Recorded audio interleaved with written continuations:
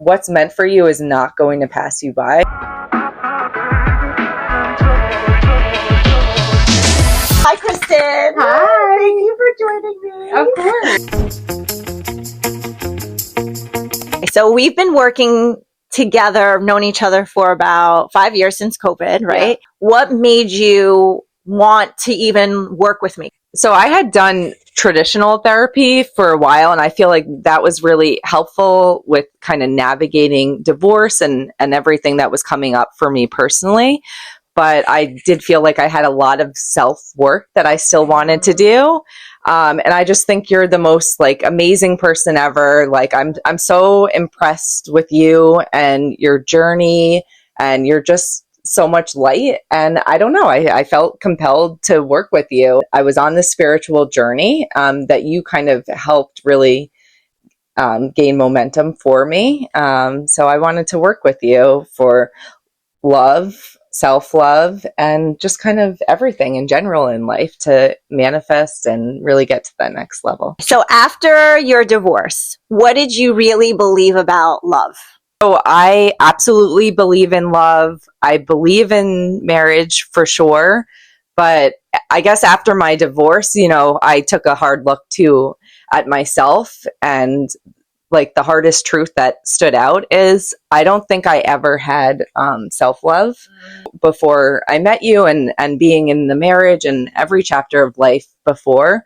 So I don't think that you can really have that true, genuine connection with someone else if you don't truly love yourself first. How did I help you to love yourself more? Like what changed within you and your heart and your mindset regarding self-love? You really made me kind of get to the root cause. We went all the way back to my childhood and, what that dynamic was and what my dynamic has been with family, friends, all my relationships, throughout my life, and kind of give that a hard look. And, you made me realize that I've always been so hard on myself, and I was always overly giving to the point where, I would get so run down and eventually physically sick. And I would put this intense pressure on myself that I had to, be at this level. I had to have all these things checked off the list. So you really have encouraged me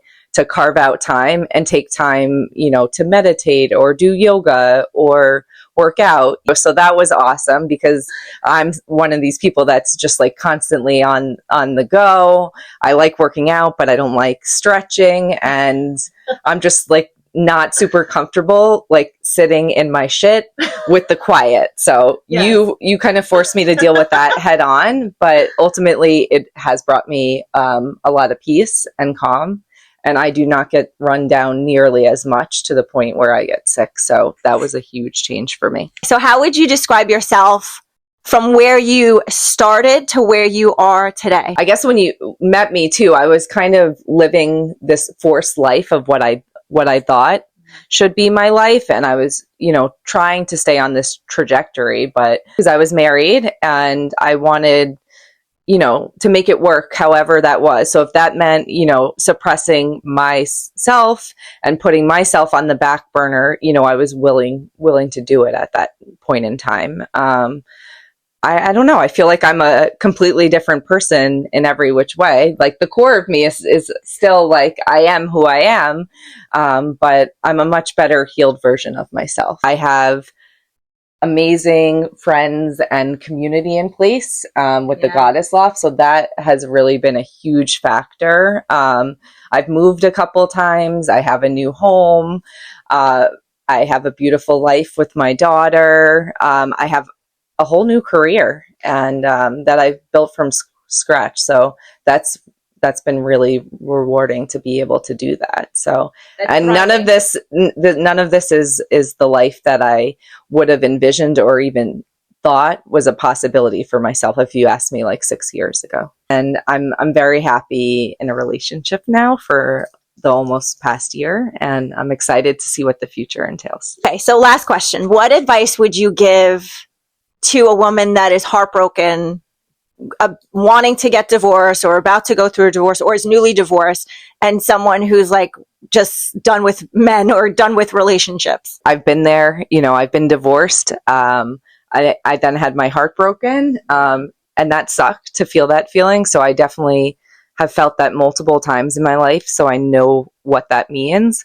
But ultimately, you just have to, pick up the pieces, hold your head strong, and know that this was not meant for you, and there's something better out there for you. But yeah, no, it sucks to be in that place, and you're totally valid in how you feel, and it's a shitty feeling, but there is happiness on the other side. So when you say spirituality, because we talk about spirituality, how did that help you with finding love?